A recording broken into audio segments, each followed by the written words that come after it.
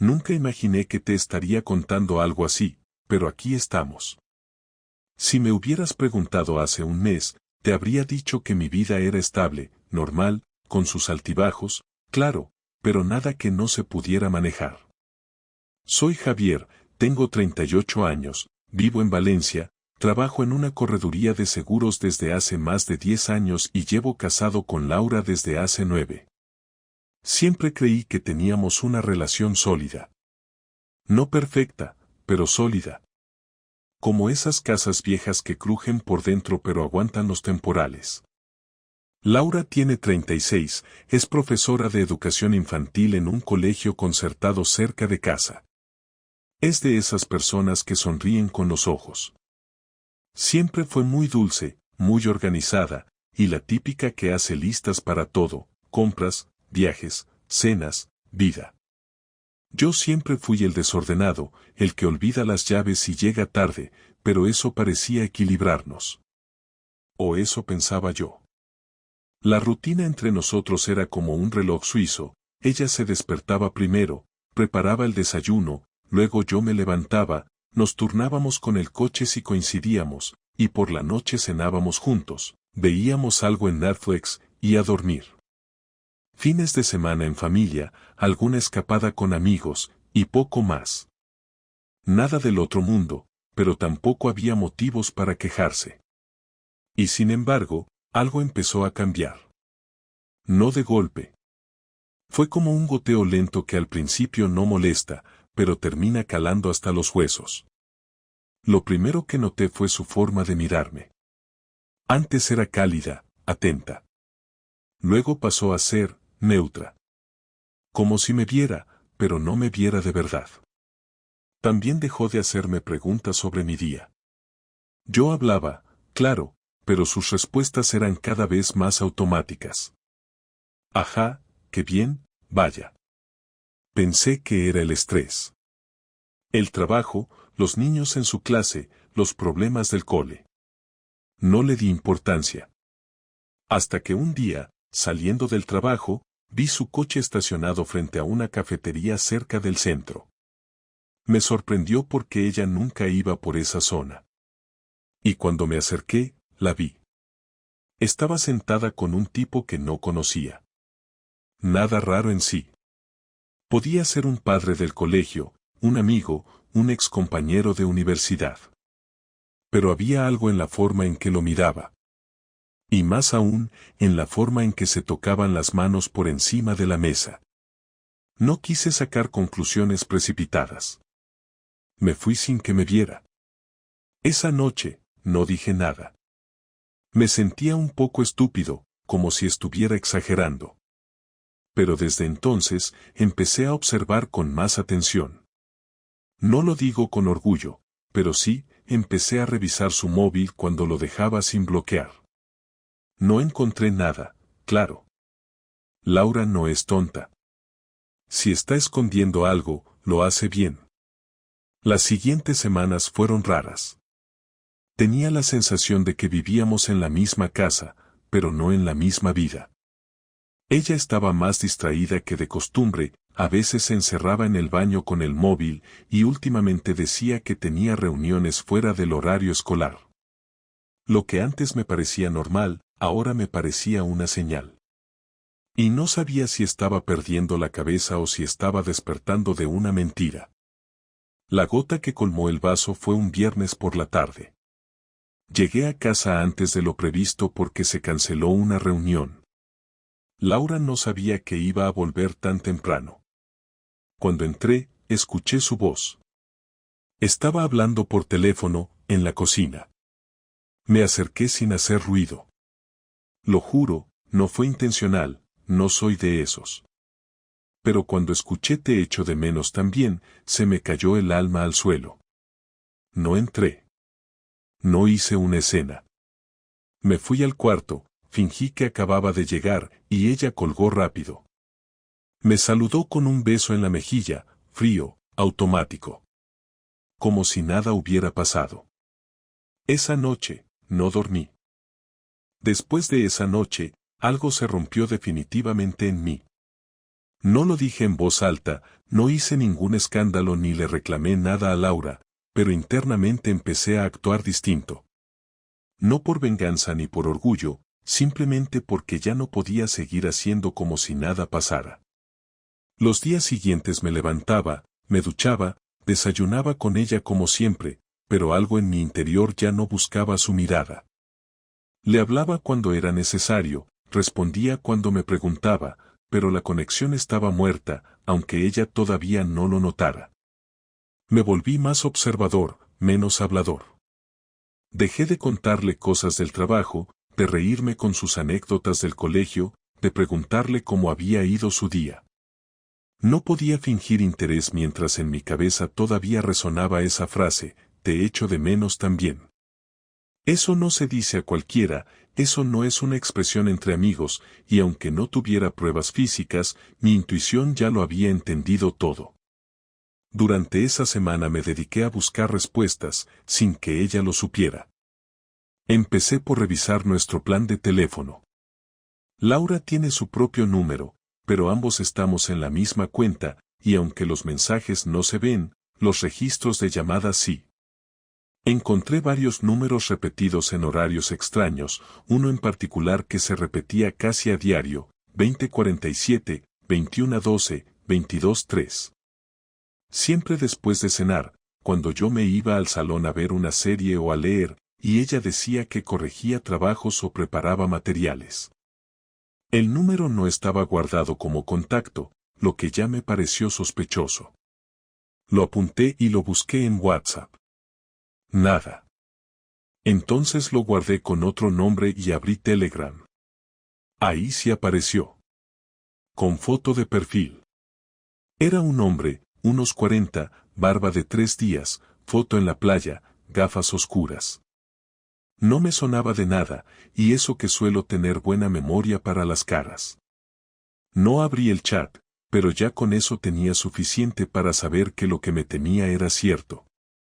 Laura no solo hablaba con otro tipo, lo hacía a escondidas, usando otra app, y en horarios donde pensaba que no me daría cuenta. Eso ya no era solo una conversación, eso era una vida paralela. Esa noche me acosté tarde, como a las 2 de la mañana. No podía dormir. Me debatía entre confrontarla directamente o seguir esperando, juntar más pruebas, entender el contexto, el nivel de traición. Lo que me frenaba no era el miedo a la discusión, sino algo más profundo. Todavía no sabía si quería que todo se terminara, o si parte de mí tenía la absurda esperanza de que fuera una estupidez pasajera. Al día siguiente me tomé la mañana libre en el trabajo y fui al colegio donde ella trabaja. No entré, me quedé en el coche, a unos metros de la entrada. Necesitaba saber si lo veía salir con ella, si era algún compañero, si coincidía el rostro de la foto con alguien que ella viera en persona. Estuve 2 horas esperando, pero no pasó nada. Ni rastro del tipo. Solo niños saliendo al recreo, algunas profesoras entrando y saliendo del edificio principal, madres dejando mochilas olvidadas. Volví al trabajo sin haber visto nada raro, pero con la cabeza aún más revuelta. Todo indicaba que era alguien externo, ajeno a nuestro entorno, que no quería exponerse. Alguien que conocía bien las reglas del juego. Esa noche volví a revisar su móvil cuando ella se duchaba. No había chats sospechosos en WhatsApp, ni llamadas guardadas en el historial. Todo estaba demasiado limpio. Pero cometió un error. Olvidó cerrar sesión en una de sus carpetas de Drive, donde guardaba material del colegio. Entré por curiosidad, sin saber exactamente qué buscaba. Y ahí estaba, una carpeta oculta, dentro de otra llamada Proyectos Antiguos. Al abrirla, encontré fotos. Algunas eran de ella en su escritorio, selfies normales, sin nada extraño.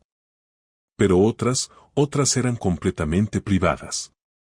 Ropa interior, poses sugerentes, un par incluso sin ropa.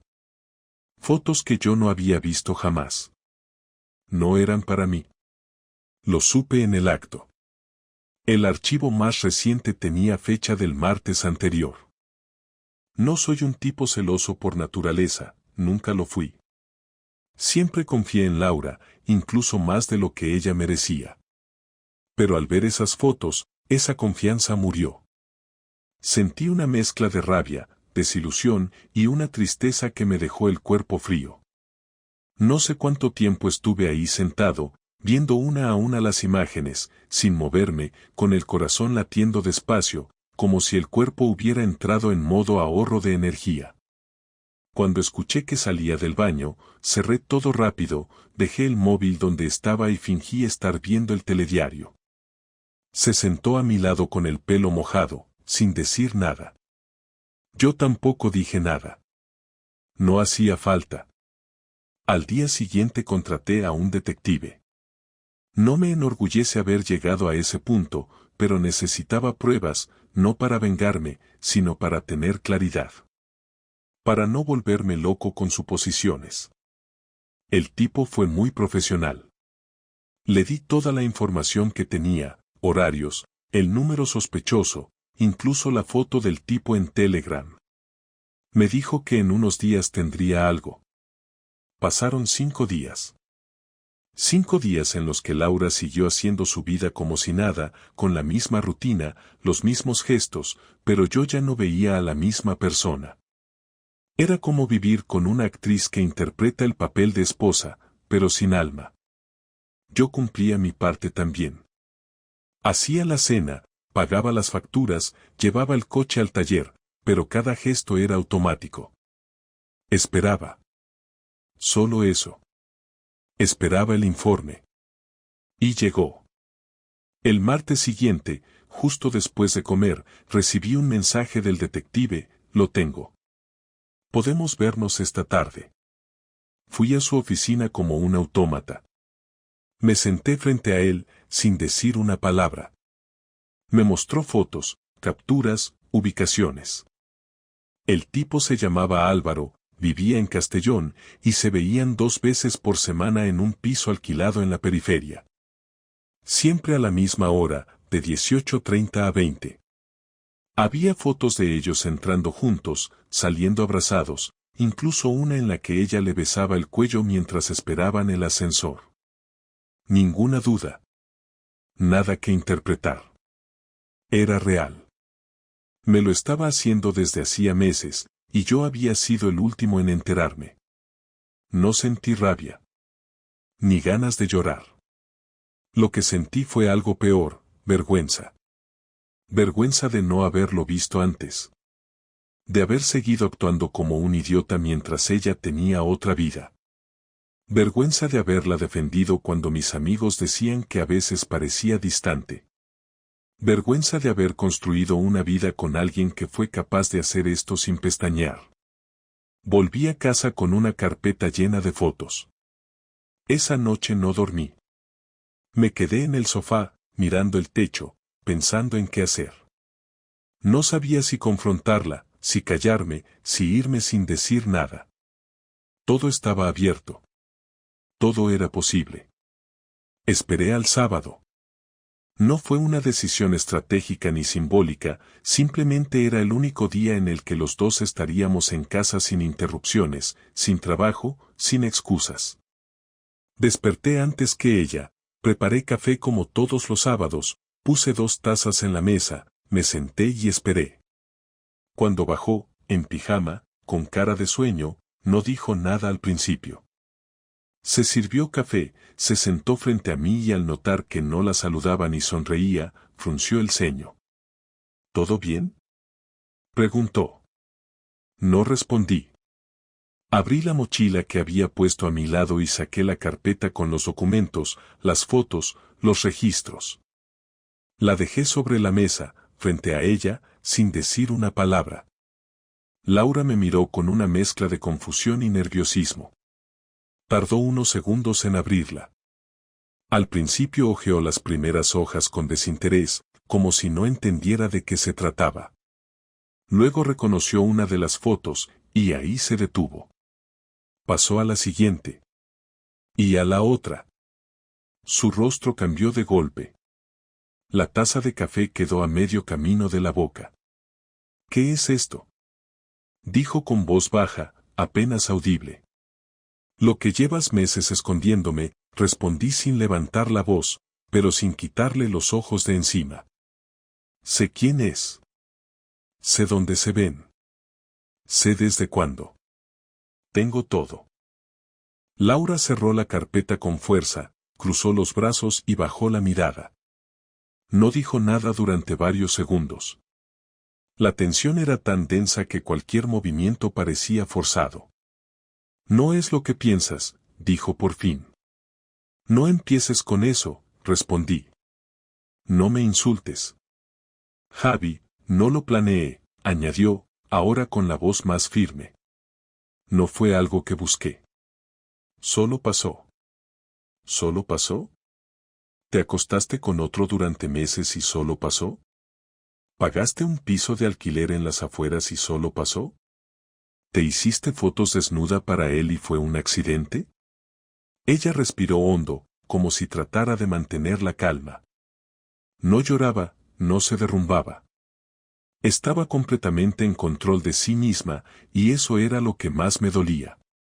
No había culpa real, solo incomodidad por haber sido descubierta.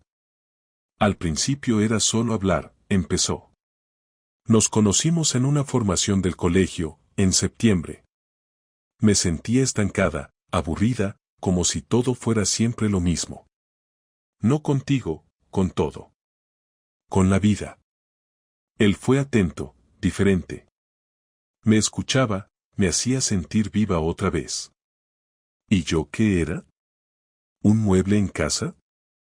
Interrumpí. ¿Sabes lo que se siente descubrir que llevas viviendo con una desconocida?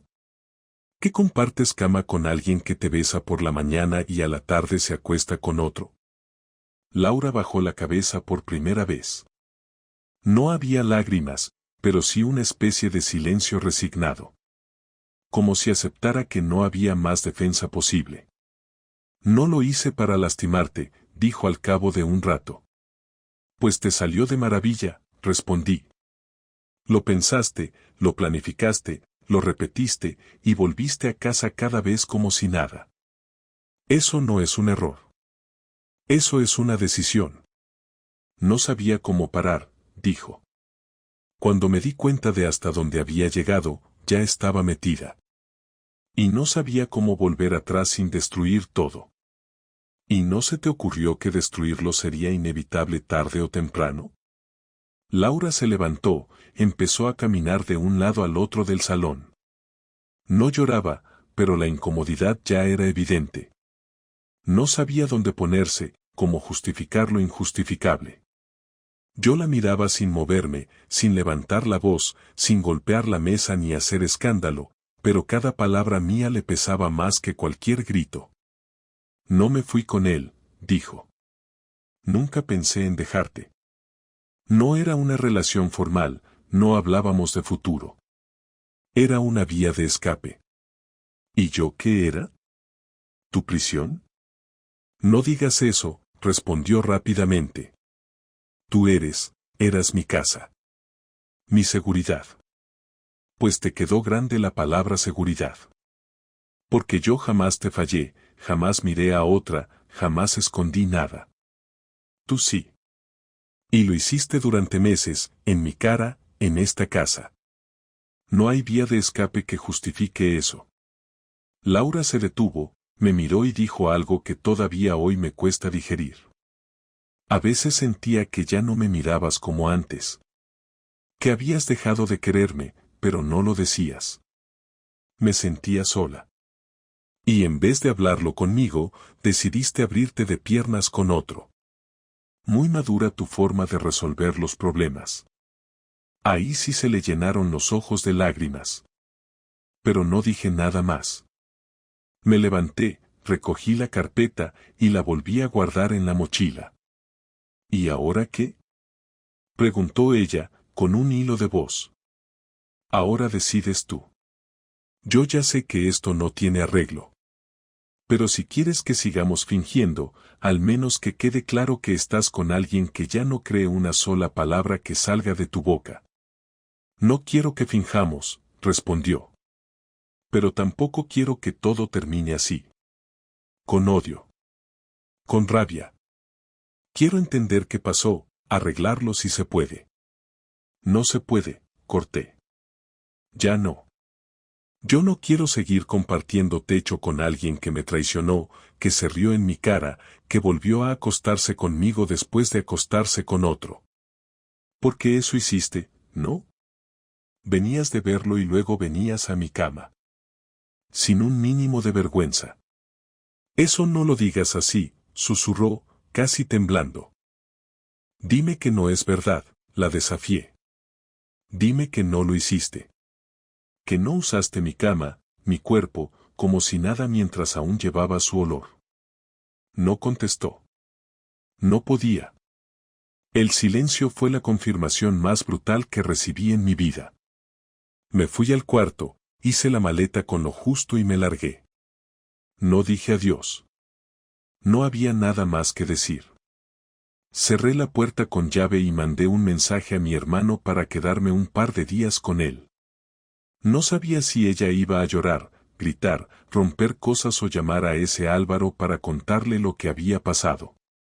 Y sinceramente, en ese momento ya no me importaba. Lo único que quería era no volver a verla. Durante los primeros 3 días en casa de mi hermano no hablábamos casi nada. Él me dejaba el espacio, no hacía preguntas incómodas, solo me ofrecía café por la mañana y algo caliente por la noche. Dormía en su sofá, me levantaba temprano, caminaba sin rumbo por las calles del barrio, a veces me sentaba en un banco frente al polideportivo, otras me quedaba horas mirando la gente pasar por la avenida. En la cabeza no me daba vuelta solo la traición de Laura, sino la forma en que había manejado todo, el descaro con el que lo negó primero, las excusas, las frases hechas. La poca dignidad con la que se enfrentó al hecho de haber destruido nuestro matrimonio sin pestañear.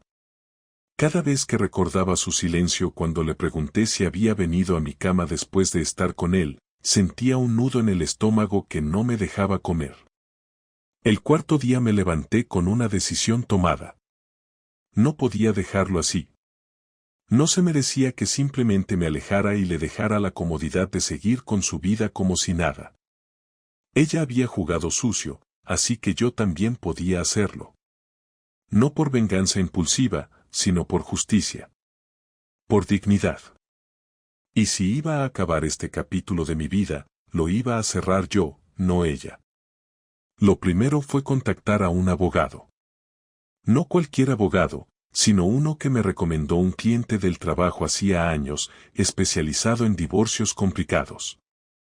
Fui a su oficina con todos los papeles, las fotos, los mensajes, el informe completo del detective. Le conté todo sin omitir detalle. Él escuchó sin interrumpir, tomando notas en una libreta.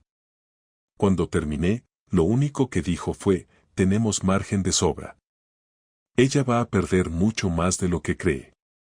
En nuestro acuerdo prematrimonial, algo que nunca pensamos que sería útil, habíamos especificado que cualquier infidelidad probada anularía el derecho a ciertos bienes compartidos. En aquel momento lo firmamos más como un trámite, algo que su padre insistió en incluir porque él mismo había pasado por un divorcio complicado. Laura casi se ríe cuando lo firmó, como si nunca fuera a necesitarse. Pero ahora, ese papel era mi mayor escudo. El abogado redactó la demanda, y yo decidí entregarla en mano. Volví a casa una tarde, cuando sabía que estaría sola. Había monitoreado su rutina, aún tenía acceso a la cámara del timbre que habíamos instalado, y vi que Álvaro ya no pasaba por ahí desde nuestra última conversación. Seguramente ella había cortado todo, o al menos eso me convenía creer para lo que tenía planeado. Entré con mis llaves, todavía no había cambiado la cerradura. Laura estaba en la cocina, de espaldas. Cuando me oyó entrar, se giró rápido, como si hubiera visto un fantasma. ¿Qué haces aquí?, preguntó, sin acercarse.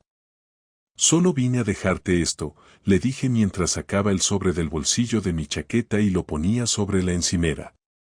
Léelo con calma. Pero no tardes, porque los plazos empiezan a contar desde hoy. Lo tomó con las manos temblorosas. No lo abrió al momento. Me miró como si no me reconociera. ¿Es esto necesario?, preguntó. ¿No podemos al menos hablarlo una vez más? No hay nada más que hablar, respondí. Esto no es un juego. No se borra con disculpas. Hiciste tu elección, ahora yo hago la mía. Antes de irme, le dejé algo más sobre la mesa. Una copia de las fotos que ella le había mandado a Álvaro. Impresas, con buena resolución, en un sobre con su nombre. No para chantajearla, sino para dejarle claro que no había vuelta atrás, que yo tenía todo, que no podía negar nada, ni ante mí ni ante nadie. Esa noche, llamé al director del colegio donde trabajaba. No fue una llamada fácil, pero fui directo.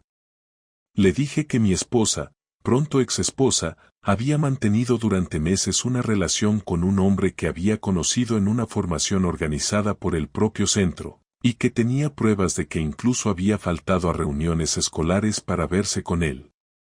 Le dije que no quería hacer una denuncia pública, pero que me parecía importante que lo supiera, por ética profesional. Él prometió que investigaría. No me importaba realmente el resultado, solo quería incomodarla, ponerle obstáculos, hacerle sentir que sus decisiones tendrían consecuencias más allá de las paredes de nuestra casa. Después me encargué de avisar a sus padres. Les mandé una carta, escrita a mano, breve, con tono educado. Les conté lo que había pasado, cómo me enteré, cuánto tiempo llevaba el asunto, y que iniciaría el proceso de divorcio sin intenciones de reconciliación. No les pedí que intervinieran, ni que la juzgaran. Solo les di la información.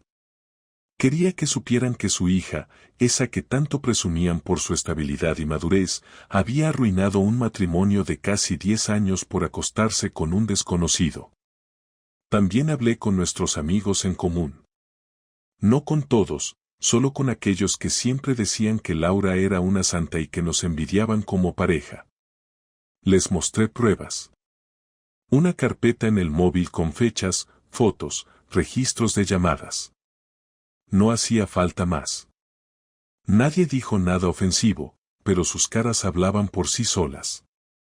En menos de una semana, Laura empezó a recibir mensajes de esos mismos amigos diciendo que necesitaban tiempo, que querían espacio, que preferían no involucrarse. No necesitaba su sufrimiento, solo su silencio. Y eso ya era suficiente castigo.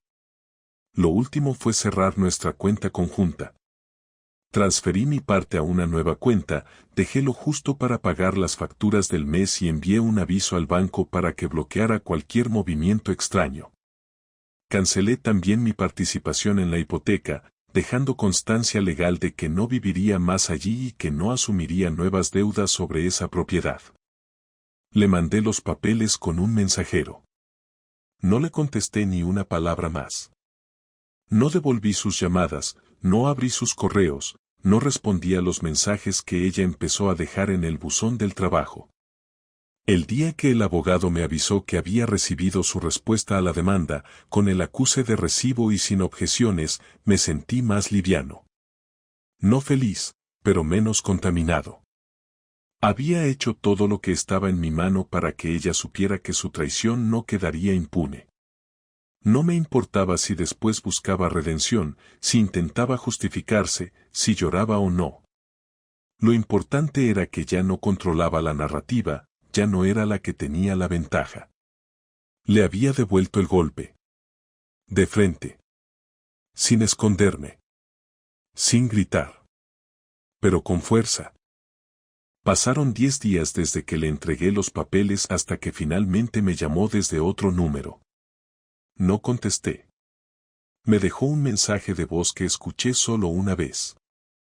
Me pidió hablar cara a cara, sin reproches, sin gritos, solo una conversación final. Al principio pensé en ignorarla, dejarla con esa necesidad sin respuesta, pero algo dentro de mí todavía quería cerrar el ciclo con claridad, sin dejar cabos sueltos, sin quedarme con preguntas o con el rencor fermentando dentro. Acepté verla, pero en un lugar público. Nada de casa, nada de familiaridad. Elegí una cafetería discreta en el centro, a media tarde, sin demasiada gente. Llegó puntual. Vestía como si fuera a una entrevista de trabajo. Formal, sin colores llamativos. Estaba más delgada, con ojeras marcadas. Se sentó sin sonreír, sin hacer gestos de cercanía, y eso lo agradecí. Gracias por venir, dijo sin rodeos. No lo hice por ti, respondí. Lo hice por mí. Lo entiendo. Hubo una pausa tensa. Mi camarero vino a molestarnos. Solo se escuchaban las tazas chocando a lo lejos, conversaciones apagadas y algún móvil vibrando sobre la mesa de alguien. No voy a justificar lo que hice, empezó. No hay forma de explicarlo sin que suene cobarde o egoísta. Y lo fue. Lo que hice fue una mierda. Lo sé. No vengo a pedirte que lo olvides, ni que me perdones, ni que volvamos. Solo necesito decir algunas cosas en voz alta. Yo no dije nada. Solo asentí para que hablara. Cuando empecé con él, no tenía en la cabeza dejarte. No era una historia de amor, no fue planeado. Simplemente me dejé llevar por algo que me hizo sentir distinta. No mejor, distinta. No vengo a decir que estaba mal contigo, que no era suficiente, ni nada de eso. Es al revés. Estaba siempre. Siempre presente. Siempre correcto. Siempre dispuesto. Y yo, en vez de valorar eso, me fui al otro lado. No por falta, sino por exceso. Por estupidez. Porque confundí estabilidad con rutina, seguridad con aburrimiento. Y lo arruiné todo. No me di cuenta del daño hasta que ya era irreversible. Y cuando vi tu cara el día que me mostraste todo, supe que no había nada que pudiera hacer para repararlo. Me quedé en silencio unos segundos, no porque no supiera qué decir, sino porque quería que sintiera el peso de sus propias palabras sin interrupciones. Luego respondí con calma. Me da igual si fue planeado o no. Lo hiciste. Lo repetiste. Me mentiste cada día. No me importa si fue por buscar emoción, adrenalina, libertad o lo que sea. Me importa que te acostabas conmigo sabiendo que unas horas antes habías estado con otro. Me importa que me mirabas a los ojos sabiendo que me estabas usando como pantalla. Y lo hiciste sin pestañear. Sin el más mínimo remordimiento. Hasta que te pillé. Esa es la única razón por la que paraste. Si no te descubro, seguirías. Lo sé, dijo con la voz apenas audible. ¿Y por qué ahora? ¿Por qué esta conversación? ¿Por culpa? ¿Por redención? ¿Por limpiar tu imagen? Porque no quiero que pienses que te odié. Que te desprecié. Que fui feliz haciéndote daño. No fue así. Me equivoqué. Fui una cobarde. No me atreví a pedirte que habláramos cuando me sentí mal. Preferí huir hacia algo fácil. Y cuando quise frenar, ya había perdido el control. No me interesa tu culpa, le dije. No me ayuda. No me alivia. No me cambia nada. Solo vine para decirte que no tengo intención de volver a hablarte. No quiero reconciliación. No quiero amistad. No quiero saber si estás bien o mal. Esta conversación es lo último que va a pasar entre nosotros. No te odio, porque el odio implica que todavía me importas. Y no me importas. Eso es lo que duele más, ¿sabes? Que ya no siento nada. Ni rabia, ni tristeza, ni amor. Solo vacío. Y con eso me basta para seguir con mi vida. ¿De verdad no quieres ni hablar más adelante? Preguntó, como si le costara aceptarlo. ¿Ni un café, un mensaje, una llamada? No. ¿Y si algún día pasa algo grave? ¿Una emergencia? Tenemos abogados, familia, recursos. No necesitas hablar conmigo para resolver nada. Ella asintió. No lloró. No se derrumbó. Se quedó ahí, inmóvil, con las manos entrelazadas sobre la mesa, como si supiera que esa era la última vez que alguien la iba a escuchar con atención. ¿Te vas a quedar en casa de tu hermano? No, le dije. Ya alquilé otro piso. Empezaré de cero. Solo, tranquilo. No necesito más que eso ahora. ¿Y si yo quiero irme de la casa? Haz lo que quieras. Ya no es mi problema. Se hizo otra pausa. Esta vez fue más larga. Nos quedamos los dos mirando hacia distintos puntos del local, sin dirigirnos la palabra. Finalmente, ella se levantó. Sacó la cartera como si fuera a pagar algo, pero no habíamos pedido nada. Lo notó y se volvió a guardar todo sin decir nada. Espero que encuentres a alguien que te valore como yo no supe hacerlo, dijo antes de girarse. No necesito a nadie más por ahora. Solo necesito paz, respondí. Se fue sin mirar atrás. Yo me quedé un rato más, en silencio, sin prisa. No pensé en ella, ni en nosotros. Pensé en todo lo que había pasado en tan poco tiempo, en cómo una vida podía cambiar en 3 semanas. No me sentía mejor, pero sí más claro. Ya no cargaba con dudas, ni con preguntas, ni con necesidad de entenderla.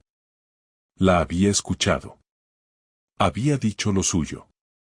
Pero eso no limpiaba nada.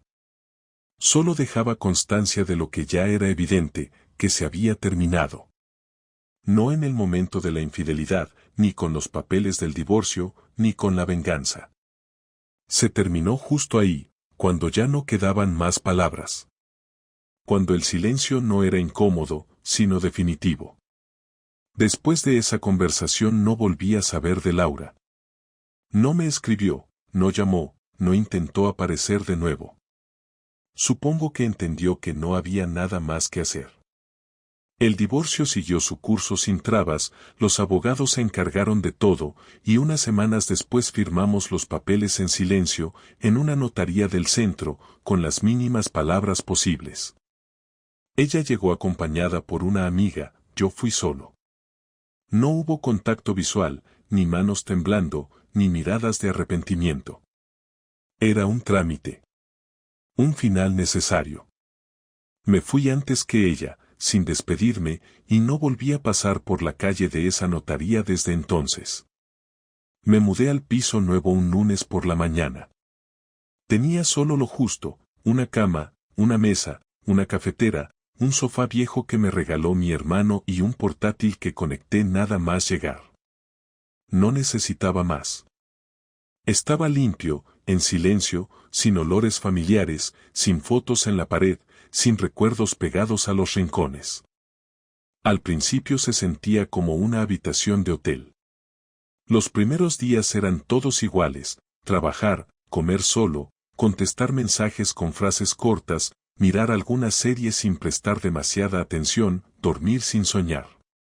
Nadie me preguntaba cómo estaba y, para ser sincero, yo tampoco tenía ganas de contarlo. Mis padres se enteraron por un primo que hablaba demasiado, y mi madre me llamó con voz nerviosa, tratando de entender. Le dije que todo estaba bien, que era lo mejor, que no quería hablar del tema. Lo aceptó, aunque sé que le dolió no saber más. Los amigos más cercanos me invitaron a salir, a tomar algo, a distraerme. Acepté un par de veces, pero me cansé rápido. Había algo forzado en esas charlas, como si todos quisieran saltarse la parte incómoda para hablar de fútbol o del precio de la gasolina. No los culpo. Nadie sabe muy bien qué hacer con el dolor de los demás. Con el tiempo, empecé a acostumbrarme a la nueva rutina. No es que me sintiera feliz, pero al menos ya no dolía. Me levantaba con el despertador, hacía café, me duchaba, iba al trabajo, regresaba a casa sin expectativas. Empecé a leer más, a salir a caminar por calles nuevas, a probar restaurantes que nunca había visitado con Laura porque a ella no le gustaban. Me sentaba solo, comía tranquilo, escuchaba conversaciones ajenas. Me gustaba no tener que explicar nada, no tener que fingir interés. Nadie me conocía, y eso me ayudaba. Un mes después, recibí un mensaje de Álvaro. No era un mensaje agresivo ni amenazante. Solo decía, lamento todo el daño que causé. No era mi intención. Ojalá algún día puedas perdonarme. Lo leí una vez y lo borré. No porque me molestara, sino porque no me generaba nada. Ese hombre era irrelevante para mí. Solo fue parte de una etapa que ya no me pertenecía. No le respondí, no lo guardé, no volví a pensar en él. A veces me preguntan si me gustaría volver a enamorarme, rehacer mi vida, formar otra pareja. No tengo una respuesta clara. Por ahora, no lo necesito. No es que haya perdido la fe en el amor, es que no estoy buscando. Me basta con estar bien, con no sentirme usado, con no tener que fingir una sonrisa cuando por dentro estoy vacío. Quizás en unos meses, o en un año, cambie de idea. Pero ahora mismo no tengo prisa. No me siento incompleto. No me siento solo. Me siento tranquilo, y eso es más de lo que tuve durante mucho tiempo sin darme cuenta. He aprendido que la traición no solo destruye una relación, también cambia la forma en que uno se ve a sí mismo. Pasé días preguntándome si fui tonto, si me faltó algo, si lo vi venir. Y la verdad es que sí, lo vi. Pero no quise aceptarlo.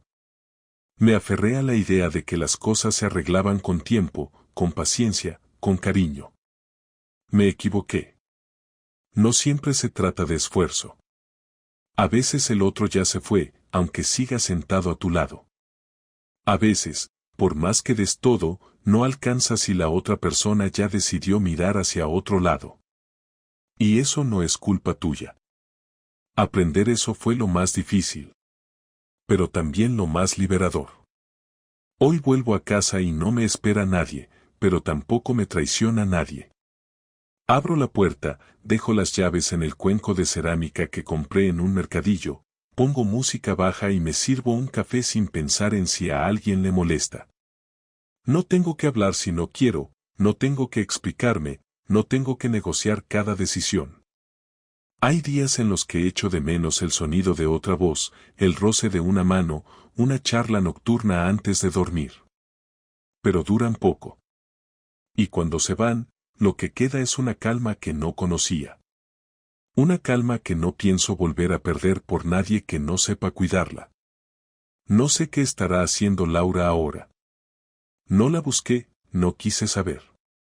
No me interesa si volvió con él, si lo dejó, si se arrepintió o si repitió el patrón con otro. Es su vida. Yo ya no tengo espacio en ella. Y ella no tiene ninguno en la mía. No hay odio, no hay revancha pendiente, no hay heridas abiertas.